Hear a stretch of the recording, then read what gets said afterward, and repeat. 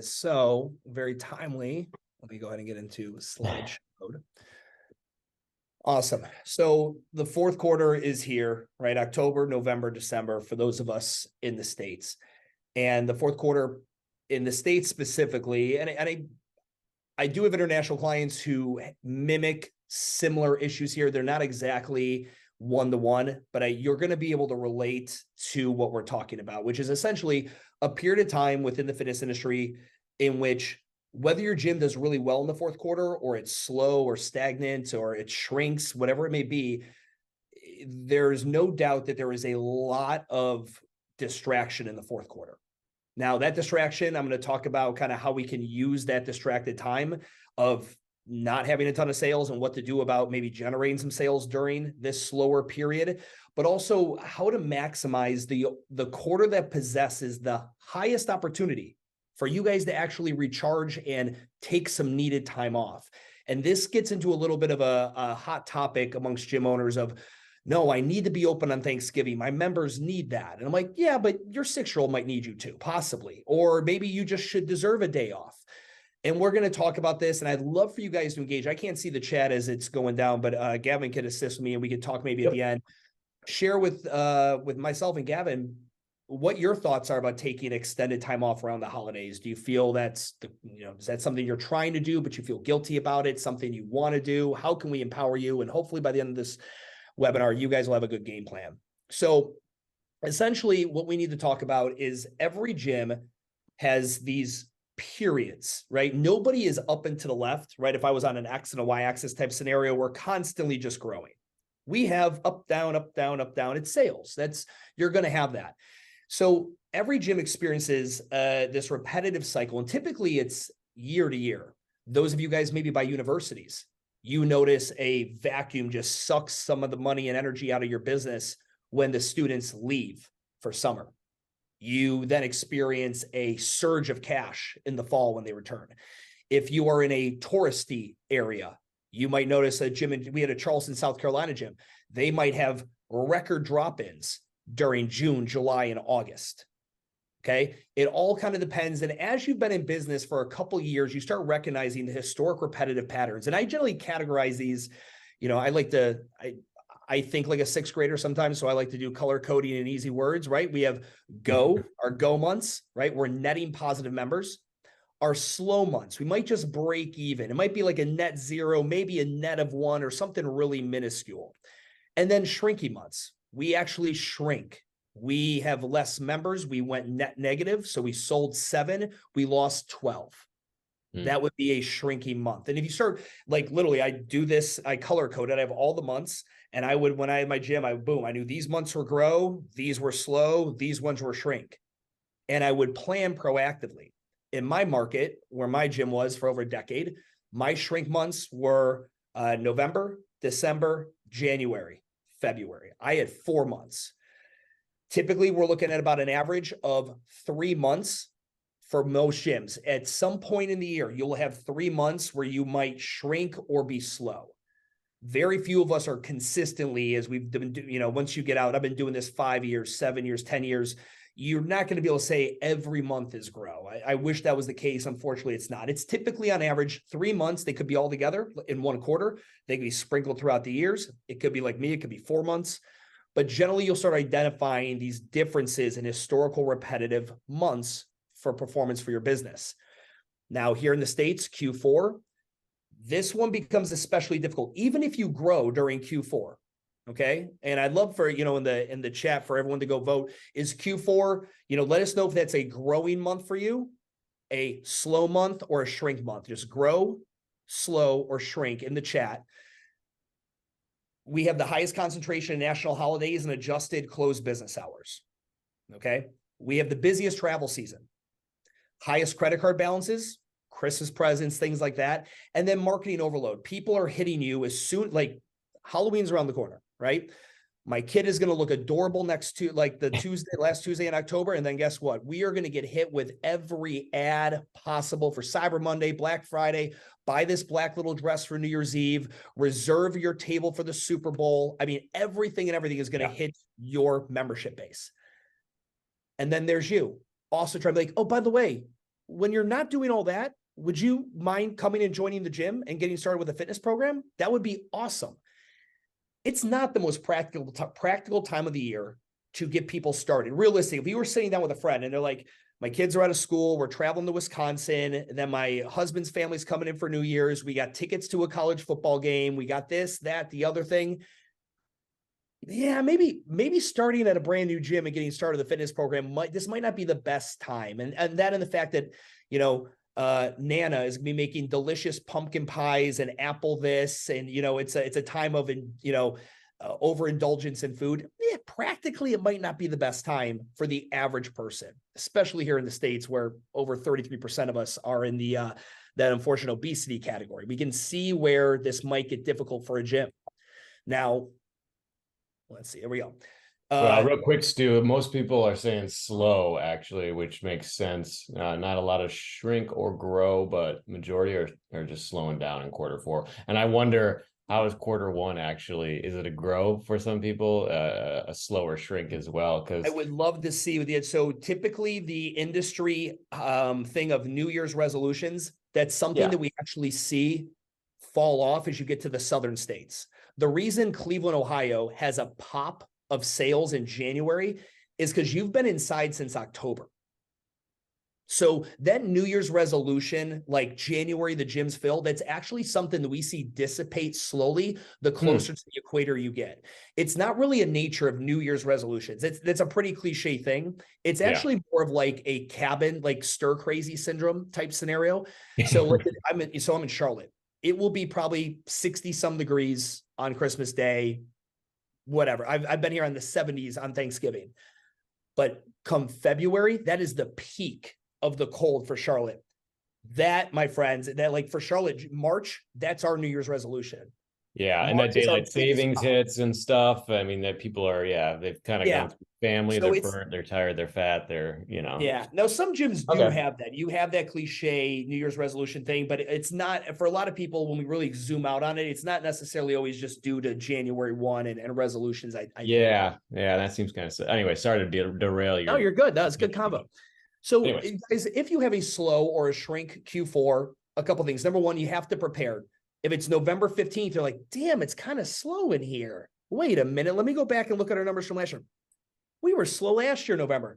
Well, we needed to prepare. That's why Gavin and I thought it'd be a really good idea to get this out in front of you guys now. So you can go back, look at your historics year over year over year. What is this month for us? Is November and December going to be slow, grow, or shrink? And now you can plan accordingly. Let's say it's slow or shrink. Number one, in-house revenue.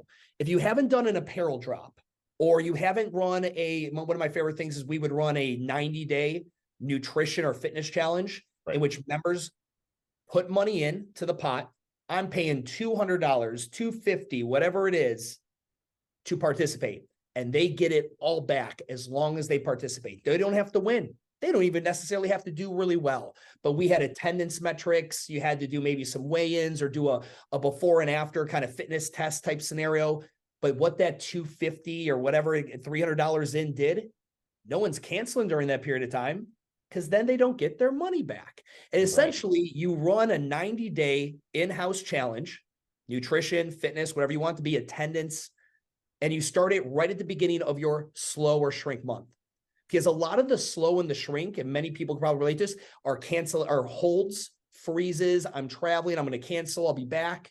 Well, to negate that, I would come up with challenges for the gym before the slow season kicked off, get them to put in money and tell them, hey, listen, all you have to do is participate. You got to come to the gym. If you have a 12 times a week membership, you have to come 12 times a month. You got to come 12 times a month. You got to do this test, do this thing.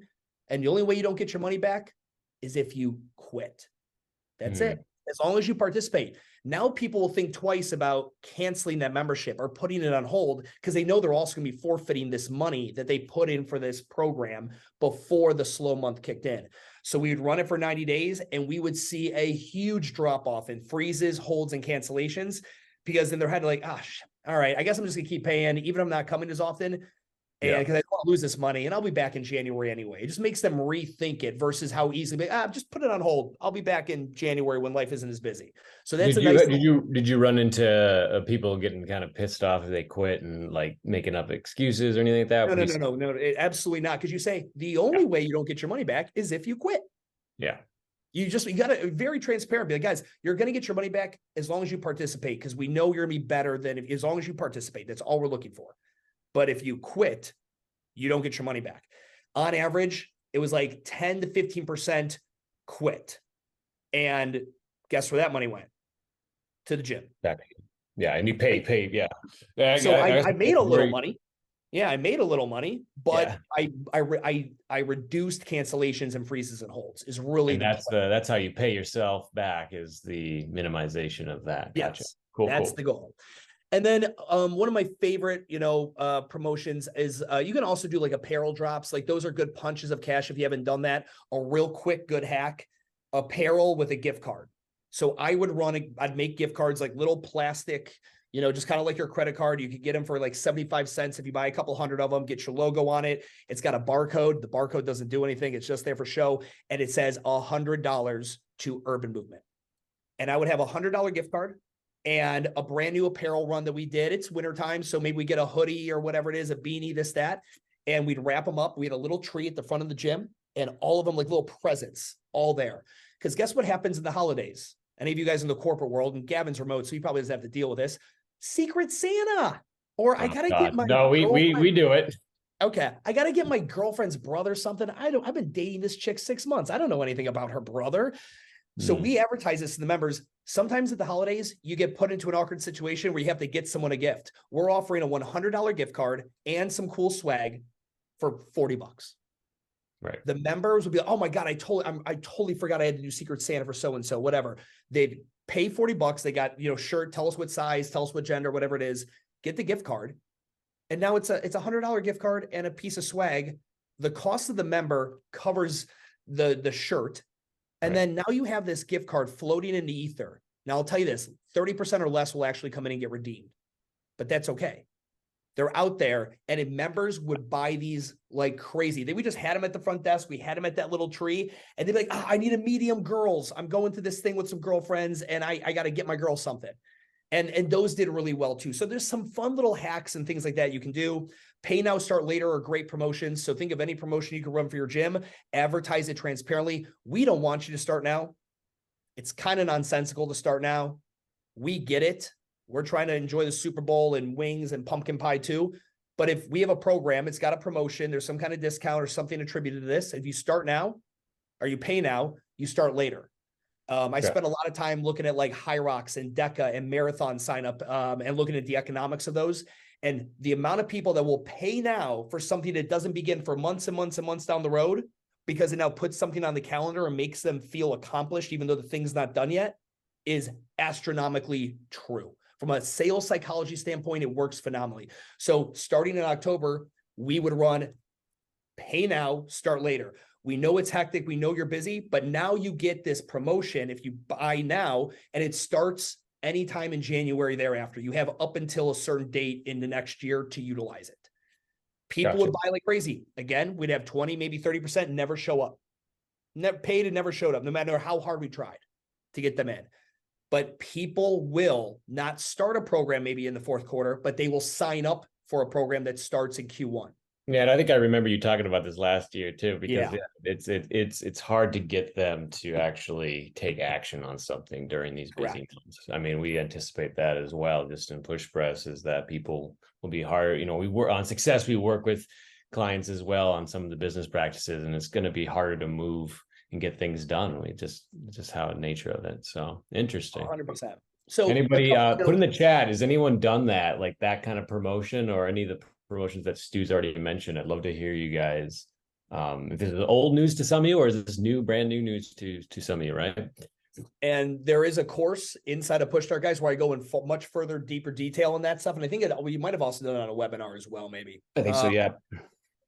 But let's now talk about using, now we've kind of talked about, okay, here's some ways to alleviate the pain financially of the fourth quarter or whatever slow part of the year you have. Now let's talk about using it to regroup and recharge. I have a very hot take, is that I believe, and I did this when I was young in my gym owner career, that I had a moral responsibility to be open if anybody wanted to train during any period of time. Bank of America be closed, Whole Foods could be closed, Payless Shoes could be closed, Chipotle could be closed, but me, Stu Brower, CrossFit South End, I'm open. I never close. And it was this martyrdom thing. And it was, I moved to Charlotte in 2009. I started my business then. I did not see my family for a holiday until 2013. And because I thought that's what I had to do. I could never have been more wrong. Members showed up because, well, yeah, if you're open, I don't want to stay. I'm tired of sitting here talking to grandpa and hearing the same jokes all day. I'm going to go. But nobody has ever in the history of ever canceled your gym because you closed extended hours, what I call extended holiday hours around Q4 or whatever. Again, in cultures that are here that are not American, whatever maybe your holiday culturally hours are, no one has ever been like, you are closed 2 days before Christmas, completely closed. I can't do one thruster in your gym. Well, please, when you return, I submit my cancellation. That's never happened, ever happened. Okay. This is how I would recommend for this specific year. You think about, extended holiday hours. I'm going to move our heads up. So everyone needs time off to recharge, right? As gym owners, especially as small business owners, period, we do not get a lot of downtime. This is the one time of the year we have a great opportunity to recharge, get time off with our family. Heck, even just have time where you walk in your gym for an entire day and not one person's going to walk in and bother you. You know that list of stuff you've been thinking of doing all year, but you can't get it done? Imagine if you had the whole day, not one human being was going to walk into that building, and you had the whole day to hammer out whatever work you've been trying to do. This is how I would recommend looking at this year. And you could extend those holiday hours prior, maybe even a little bit more if you wanted to. But I would be having reduced hours 25th, 26th, 27th, completely closed on Thanksgiving, completely closed on Friday, holiday hours on Saturday, and reduce whatever that means. Okay. Maybe I know some of you guys I've got gyms that I work with run 4 classes on Saturdays. They're going to reduce it down to maybe 2, whatever it is. This is again, personal preference. I have gym owners that tell me, Stu, I run classes on Thanksgiving because I like to. Like, good. As long as it's not causing you any issues, I'm all for it. This isn't a principled thing. I'm talking about the gym owner who at some point during the year complains that they're overworked, that they don't get any time off, that their family misses them. If you've ever said that, I believe there's somewhat of an obligation to whoever those other stakeholders are in your life that you were just referencing, if you've ever said that out loud or to yourself, to leverage this. You don't owe people the holidays. You're a small business. You're a private owned company. You can shut down whenever you want with zero guilt around it. And I remember the first time I finally decided to shut down, I got a text message from a member and I saw the name coming like, oh my God, he's going to chew me out because I'm closed. It was 2 paragraphs of him telling me, I'm so proud of you. I hope you're having time with your family in Cleveland. Good for you. Even now telling that story just sends chills up my arm because I was so afraid he was going to lash out at me. He wasn't. These are humans too, and they generally want what's best for you. For December, January, this is kind of what I'd recommend. Sunday the 1st, coming in after Thanksgiving, closed. Going into the holiday hours, I would be doing them on the 20th, reduced hours on the 20th, the 21st. I would be closed on Sunday. I'm assuming a lot of you guys don't really run a lot of classes on Sunday. If you do, you can sun that down, in my opinion. Monday, reduced hours. Tuesday closed, Wednesday closed, Thursday closed. And I know some people are like, dude, Stu, we're going to close for 3 days in a row, 2 days after Christmas. My members need to get in here. They're going nuts at home. I don't know. I'm pretty sure we all spent a couple months at home not too long ago. And I'm pretty sure we all survived. Dust off some of those COVID workouts you've got and let people know, hey, if you're at home, there's other shit you can do. Yeah. This idea post-COVID made this argument so much easier to do. Back in the day, I've been barking this since 2015. and people just never really got down with it. I think this is just my version. You guys, again, you guys are all adults. You guys can make your own decisions as to what you close down for. But if you have full-time employees, most time in small business America, we can't offer a lot. Our compensation isn't the best in the market. Our benefits packages aren't incredible, if at all. Yeah. Give people time off. No one's going to cancel the gym. I promise you. But I mean, I had a lot of coaches. We had 2 locations and 16 coaches. So I found that closing down was not a bad thing if we gave a heads up. That's something that, like, oh yeah, the 100%. not knowing, like, I feel like some gym owners, I've been, part of this as well, didn't give enough heads up and said, oh yeah, we're going to do these hours this week. And like, you're just falling behind. But if you got somebody in town that doesn't mind, like a part-time coach that's going to want to go in and work out anyways, those are the guys that I always tried to get during that holiday to create those holiday hours. So I wouldn't have to go in, but still those holiday hours would be provided. And I'm going to play devil's advocate on that because I had the same thing. Once I had the epiphany, I had a part-time coach who was local in Charlotte and he was willing to do it. The only issue is, let's say I have him do that for a couple seasons. Now I've created an expectation. And let's say then he moves to Miami and I lose him. Now I've created the expectation. So I said, no, you want to go into the gym and work out on your own? That's fine. No, you cannot bring members in. No, you can't have a workout party.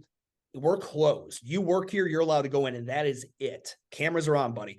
But because I did not want to create the expectation that was it. Because if I lose him and I don't have a local coach who wants to get out of his family's house on Thanksgiving, right? I don't want to create that. I don't want to do that. So no, that's touche. As soon as you give an inch, they'll take a foot, and yeah, sure, 100%. And again, we're creating businesses, guys. These are meant to be replicatable and scale, like things that, we're able to consistently do the same thing extremely well every year. So this is what I'd recommend. Again, you take a look at this, you have between the 20th and the 1st of January of significantly reduced work, giving you a lot of time to hopefully go ahead and start reflecting on the past year. Take time off, start thinking about what, look back on this past year, like really take some thoughtful time, sit there. I used to sit crisscross applesauce on my gym floor when nobody was going to bother me. And I would look around and I would think, what did I mess up this year? Think back to a time where I did something, I had a negative impact on the gym. And I would just sit back. I'd be super thoughtful. What red flags came up ahead of time that I didn't notice because I was so busy running around as a business owner? Next year, I want to write that down. I want to be thoughtful. We are so boom, boom, boom, boom, boom in the business. We never take time to reflect back and really not repeat things. My favorite quote here of a colleague of mine, don't be afraid to break things. Just don't break it the same way twice. But if you never take the time to sit down and reflect on these things, and I don't know if you could journal it, you can, whatever you do with it, but like actually think about it. How can you make better decisions next time? You are doomed to constantly be kicking yourself annually when you make similar, if not the exact same mistakes. Additionally, we want to create an annual plan. With all that off time, you've got a lot of time to think. You got a lot of time to think about what you want in the next year. And that's where I like people thinking big picture. I have everyone break down their annual plan into 4 categories. We are going to create a unique macro goal, a big picture goal for the business, for the staff, for the clients, and then we're going to have one personally. There are 3 stakeholders in your business that we ultimately have to satisfy. The business has to make profit. The staff have to have fulfillment and proper compensation. And the clients have to get a service in which it exceeds their expectations. If you do all 3 of those things, I promise whatever your personal goal is, you're probably going to be able to afford it, whether it's monetary or afford the time off, whether it's just, time. These are the big 4 I want you thinking of. Okay. Now, when we're looking to improve the business and ourselves, this personal one is if we play that game with my 6-year-old, which one doesn't belong? It'd be this personal one. And I'll be honest, Gavin, it's so funny. This is the hardest one for me to get gym owners to create goals for themselves that have nothing to do with the business. Nothing. And I was joking around before the call. I'm now got owners who want to take trips or go to this concert or travel over here, or I have one that wants to buy a boat, like whatever that goal is. I don't care. I'm not here to judge it. I want you to have a personal goal, because the gym owner who is always self-sacrificing to the business, that's not, in my opinion, that's not a sophisticated entrepreneur, right? Anyone can be a suicide bomber and run head first. You need to be a strategic planner. How do I get some me time back? They could be spending more time with my kid, right? They could be, being able to take my wife out on more dates or on a trip. Could be learning to play the guitar. I don't care what it is, but make sure you carve out a personal goal for yourself. Okay. It's burnout's real, guys. I mean, we Burnout all is so real. Yeah. so real for the small business owner. So when we do this, like I talked about, we're coming up with macro goals. But if, like, let's say that business goal is, I want to grow by 100 members this year. That's a macro level goal. There's a lot of micro goals that need to come into play in order to achieve that. So let's say you analyzed it, and based on your numbers, like, okay, in order for me to achieve that, I'll need to net at least 8 memberships per month, and I'll need to have no less than an average of 96% retention month over month. Again, this takes time, which you now have because you have extended holiday hours. You can be careful and think about the numbers and get to your whiteboard and draw, sketch things out like your own version of a beautiful mind, and really think about this. Now, macro sets the tone, but micro sets the tactics. When establishing your macro goal, think of every variable that needs to fall in line, right? Like, what do we need to achieve in order for this to happen? So let's say your macro level goal is, I want to hire a full-time GM, all right? Micro goals could include, but not limited to, well, I've never had a GM. I don't even know what a GM does. Chat GPT, what is it? Create me a job description for a general manager of a fitness facility with 165 members in Cleveland, Ohio. Like, or whatever research you need to do. Okay. Create the role and job description within your org chart. And if you have not created an org chart, we have an incredible course for you inside of PushStart, going all over the org chart and how to create one. Ensure compensation plan is viable and yet competitive. Everyone's like, man, nobody wants to get I've been posting jobs for months and no one wants to work here. I'm like, you're paying $17 an hour in Chicago. It's like, again, we have to have a realization conversation too. This is where, like, okay, I came up with a compensation plan. Is this good? Well, let's go to Indeed, barbelljobs.com, ZipRecruiter, LinkedIn, any of the job posting sites which are start looking. What are people paying for a similar role? Very easy. And probably at this point, you could probably ask Bard, the Google AI or ChatGPT, to help you out with that and bridge the gap. Consult with our CPA as to the tax costs associated with this role. Well, I know I'm going to pay them. And if I want them to be a W-2, that means in the States, I'm going to have to pay taxes. I don't know how much extra taxes are going to be. All right, well, let's mark that down. That's another micro goal. I have to have a conversation with my CPA.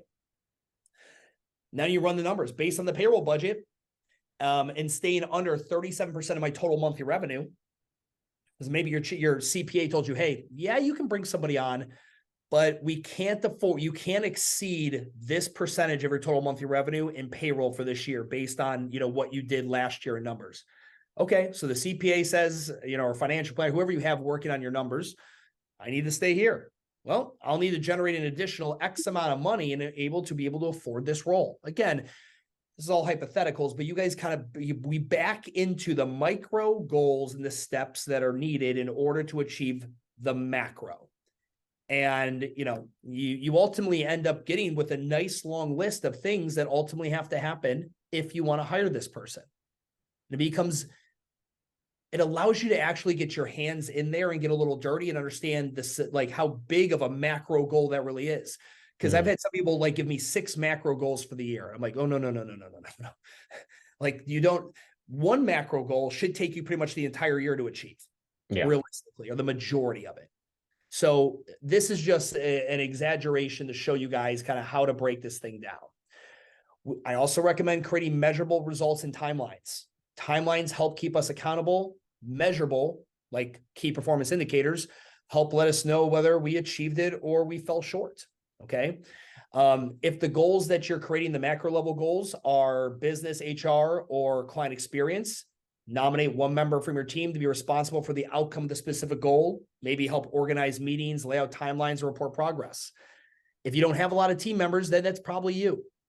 But if you do have a GM or an assistant GM or a head coach, You might be able to task them with maybe one of the client experience goals that you guys come up with. So again, try to bring your team into it, because it's kind of like, what's the saying about when people, at dinner, like, hey, I'm not drinking, I'm an alcoholic. Now everybody knows. It's way easier for that person to stick to their pledge to not consume alcohol when everybody knows, versus they just keep it to themselves. So when you say out loud to your team, I'm wanting to hire a GM by the end of the year, or I'm wanting to do this with my client experience, or I want us to grow by 35 members. Well, now you've said it out loud. It helps. And then especially you could bring the team in and see how they can help leverage their skill sets to achieve your goal. If it's your personal, talk with your partner, your spouse, your friends, your parents, whoever's going to help keep you accountable to that. Here's another example. I want to travel with my spouse to Dublin for St. Paddy's Day this year and be gone for 14 days. All right. That's a very biased personal goal. This trip is estimated to cost 12 grand. And so we want at least 14,000 in our travel account in case we go over budget. I've never left the business for this long, so I got to ensure my GM knows what to do. Do I have all the systems jotted down? Do they understand the workflow of everything from start to finish? If I'm going to be gone for 14 days, maybe I need a plan to be gone for 3, see how the GM does. Then be gone for 6, see how the GM does. Then be gone for 9, see how the GM does. Instead of going from being gone 0 days and then just for 2 weeks and chucking a deuce and hoping that it works out. Ensure we have no large events planned at the gym. There's no any pre-established obligations, like, oh crap, I totally forgot we were hosting that fundraiser and I'm gone in Dublin, at Temple Bar having a good old time and my GM's freaking out back at home. That wouldn't be a good idea. And then maybe because I want to go in March, so that's St. Paddy's Day is March, maybe I need to decrease payroll by 40% in January and February so we can double up on coverage in March when I'm gone. This is what we call playing chess, not checkers, my friends. Thinking proactively. Timelines keep us honest. If you wanted to renovate and upgrade the bathrooms and showers as your client experience goal, okay, by March 1st, I'm going to have quotes from a GC. By April 1st, I'm going to finalize that, have those quotes finalized, and then engage an architect or an interior design person.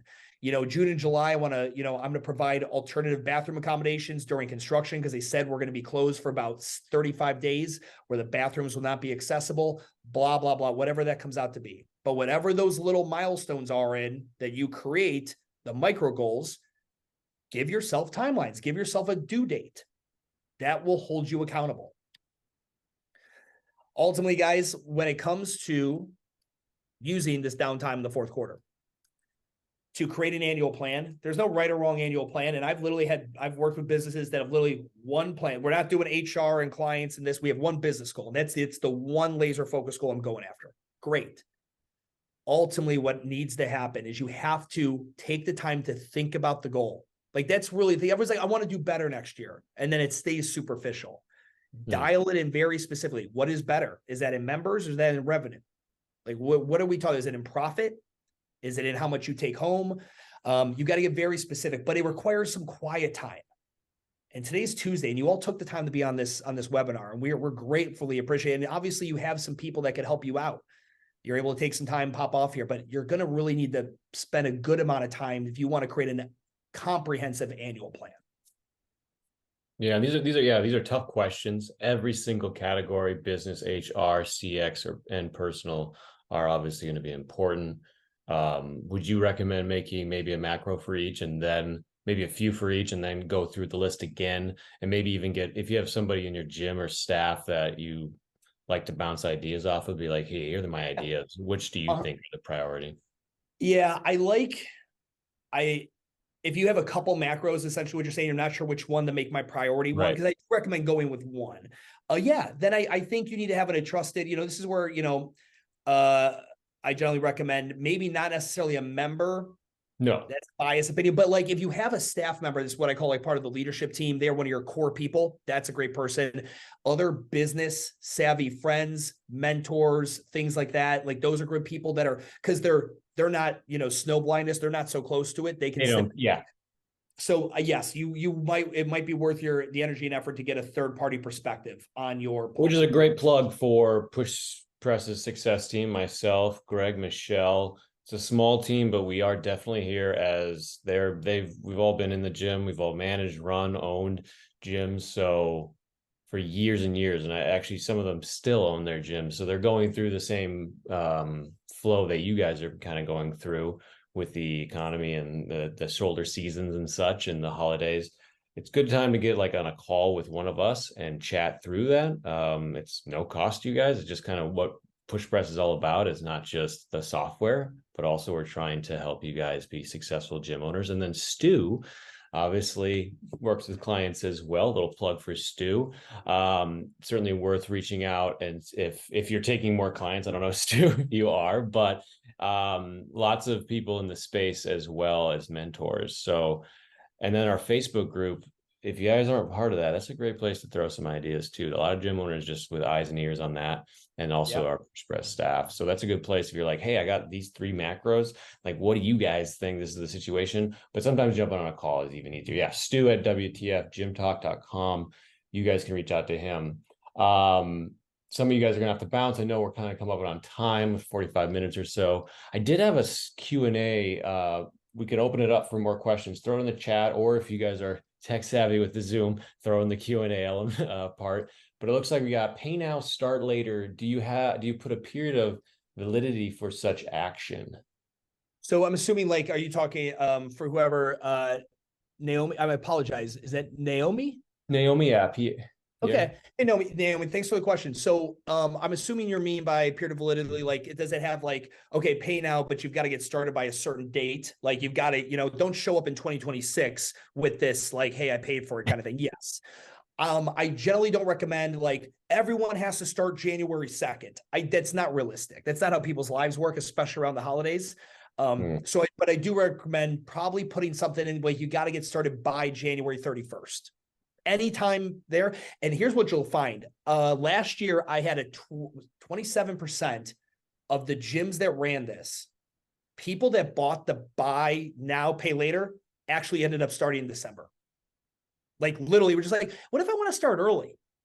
Of course you can. Like, absolutely you can. 100%. Let's go. And it's, I mean, to them logically in the ads that we put out and things like that, it made sense. Like, oh yeah, I'm going to do that. I'm going to sign up here. I'm getting this deal and I'll start then. But they're like, well, can I start now? 100% you can. And it was about 27% of the people that bought it actually started in December. So. Gotcha. Okay. Yeah. Let's see how, so is pricing different, discounted? I mean, it's, it needs to be what it is. So I don't believe the discounts are bad as long as the discount gets you where you want. So for example, I needed $200 a month. That was my gym. So we would run it, we'd advertise at $225 or $235 with a discount that got you at $200 a month.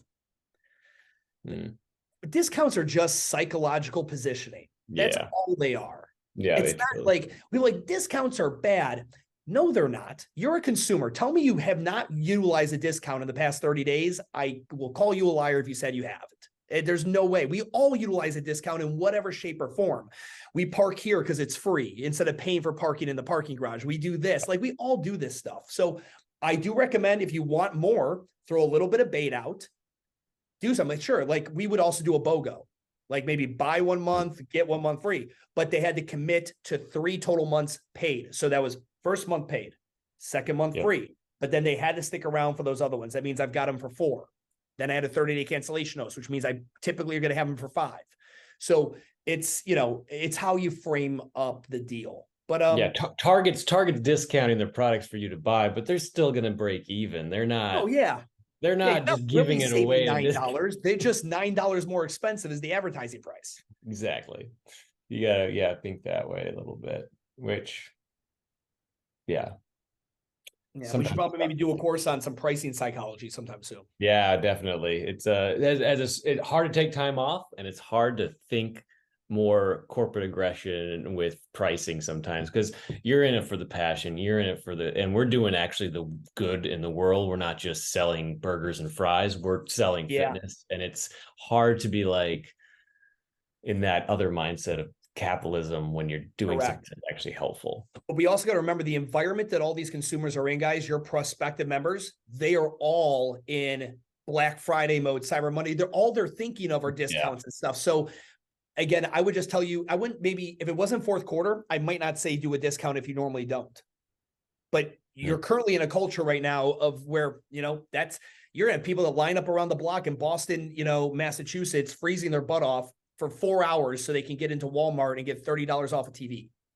Yeah, I mean, if you're going to buy a new washer and dryer or TV, you're waiting a few weeks here until you can hit those deals. So, It's coming.